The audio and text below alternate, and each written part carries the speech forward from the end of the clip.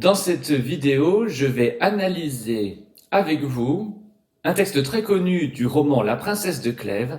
C'est le discours d'adieu de Madame de Chartres à la fin du premier tome de la première partie du roman. Ce roman raconte l'histoire de Mademoiselle de Chartres. Candide, elle se marie avec Monsieur de Clèves, très amoureux d'elle, par devoir surtout, mais elle tombe amoureuse tout au début du roman de Monsieur de Nemours lors d'un bal. La mère de Madame de Clèves, lors de ses adieux, met en garde sa fille contre cette passion très inconvenante et dont elle s'est aperçue. Le texte va se construire en deux parties. Les deux premiers paragraphes sont consacrés aux menées de Monsieur de Nemours et aux sentiments que cela provoque chez Madame de Clèves. Et à partir de la ligne 12, alors qui peut aussi être le début de votre texte à vous, le discours de Madame de Chartres arrive, encadré par quelques lignes de théâtralisation, avant donc et après, et ce discours présentera les conseils pour essayer d'échapper au péril qui la menace.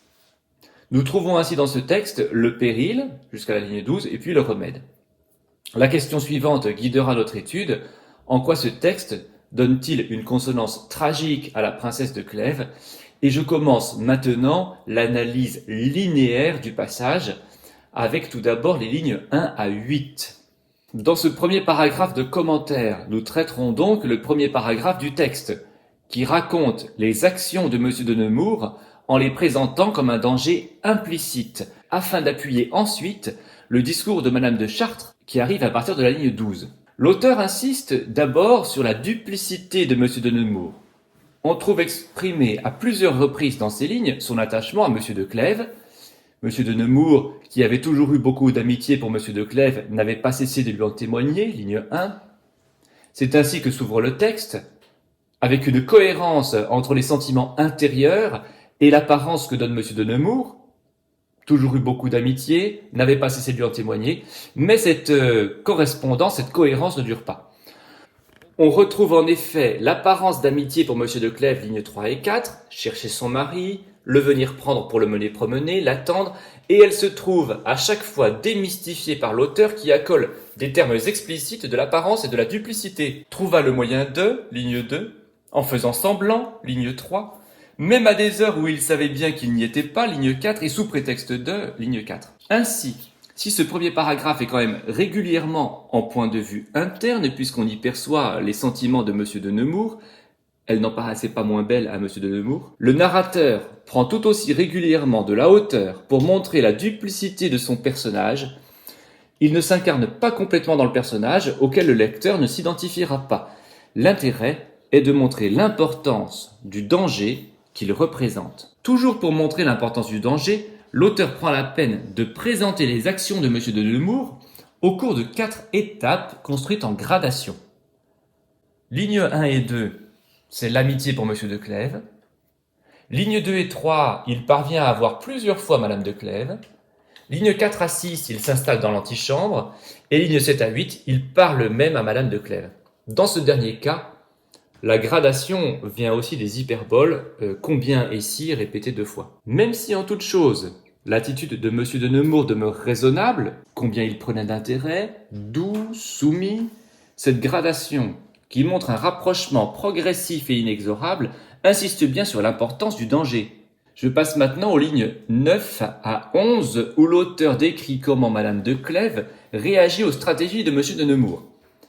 Dans ses sentiments, on perçoit la passion dangereuse. Dans les lignes 9 à 11, elle apparaît à plusieurs instants. D'abord, elle apparaît dès la ligne 8 en fait.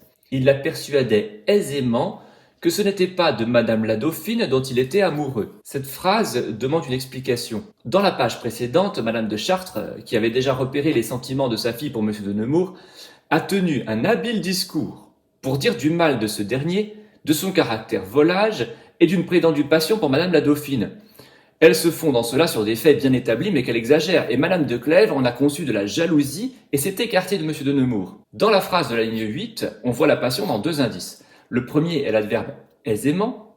On s'aperçoit que même si Monsieur de Nemours déploie des efforts, la passion n'est pas non plus éloignée chez Madame de Clèves. Le deuxième indice est l'emploi de l'imparfait dans cette phrase qui montre une abritude, une durée ou une répétition. Cela veut dire tout simplement que les personnages passent du temps ensemble. La passion apparaît également dans les lignes 9 et 10 et de façon plus explicite. elle ne pouvait s'empêcher d'être troublée à sa vue.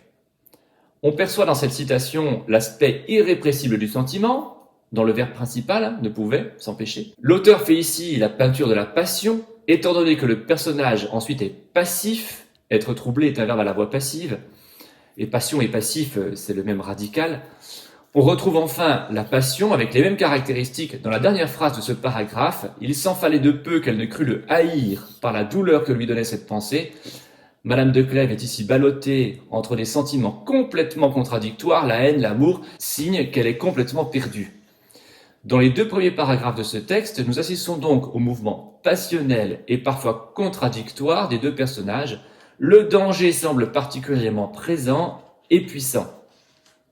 Et même si votre texte commence maintenant, donc à la ligne 12 du passage que j'ai choisi, il me semble intéressant, de toute façon en introduction, de rappeler un petit peu ce que je viens de dire, puisque ce qui précède la ligne 12 est vraiment important pour voir que les remarques de Madame de Chartres, ses conseils, à partir de la ligne 12, sont vraiment fondés.